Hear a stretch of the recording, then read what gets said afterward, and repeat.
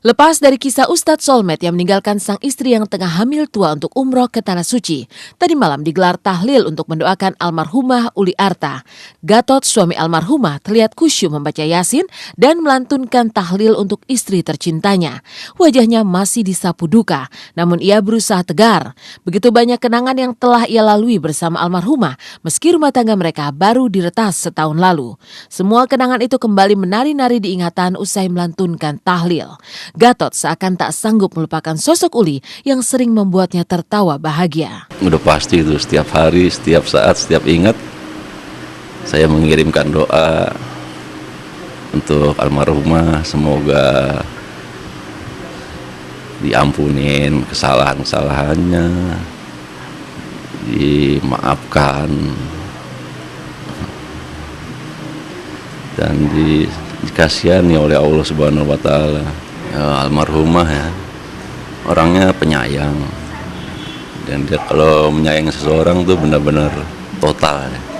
Bisa menyayangi seseorang sebagai kekasih, sebagai teman, sahabat, juga sebagai ibu.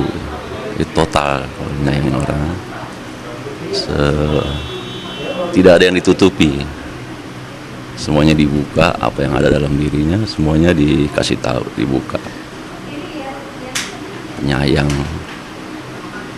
manja, seperti itu. Penyayang hingga membuat kita nyaman gitu. Bisa di segala suasana menyenangkan, dan selalu ada di setiap kesempatan, selalu ada. Kapan aja saya ingin selalu ada. Ya, sebenarnya biasa-biasa aja, jalan ke tempat-tempat yang biasa, yang makan di kaki lima, makan tempat-tempat yang khusus, yang dia suka gitu, ya senang aja.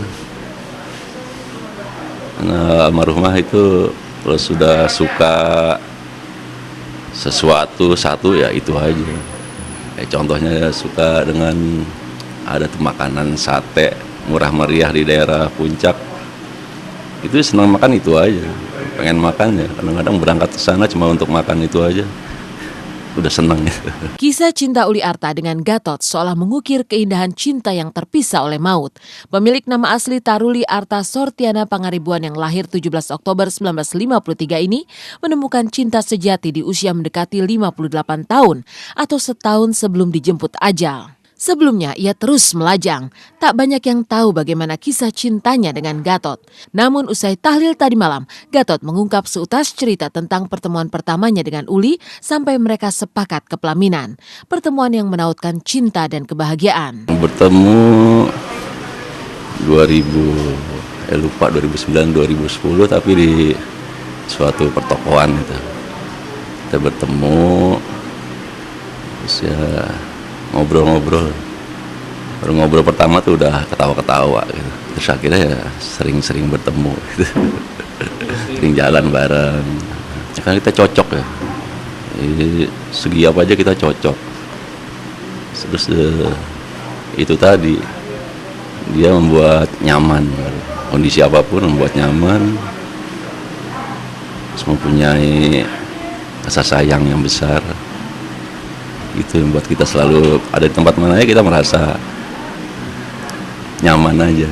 Jalan kemana cocok, nggak pernah ada perbedaan pendapat.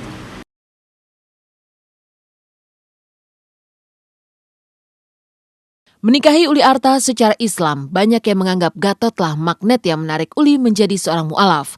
Namun dugaan itu semalam ditepis Gatot. Tak hanya mengungkap kisah cinta yang mengantarnya ke pelaminan bersama Uli Arta, Gatot juga membuka cerita bagaimana pergulatan batin yang akhirnya mengantar Uli menjadi seorang mu'alaf. Ya mungkin itu panggilan hati, karena saya nggak pernah ngajak menjadi mu'alaf. Saya tunjukkan aja Islam seperti ini. Karena kita sering jalan bareng, mungkin sering perhatikan. Kalau saya sholat gitu, dia nunggu di mobil. Saya berzikir atau bersolawat, dia mendengarkan. Mungkin itu panggilan jiwa aja. Dia tidak pernah saya mengajak untuk menjadi mu'alaf, tidak pernah. Ini namanya manusia kan banyak, inginnya banyak.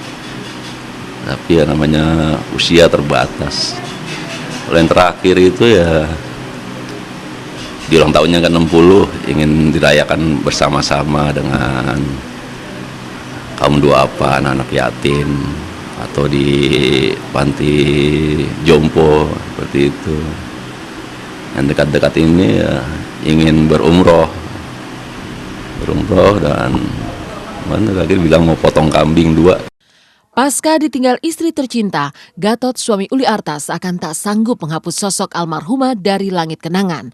Seakan kontras dengan duka cita yang membekap perasaan Gatot dan keluarga besar mendiang Uli Arta, pasca bebas, Jupe langsung ke Bandung untuk menemui Gaston. Namun sayang, Jupe tak bisa langsung menemui Gaston karena pujaan hatinya itu tengah dikarantina. Lantas, apa yang dilakukan Jupe? Saksikan hanya di Intens di segmen berikutnya. Jangan kemana-mana.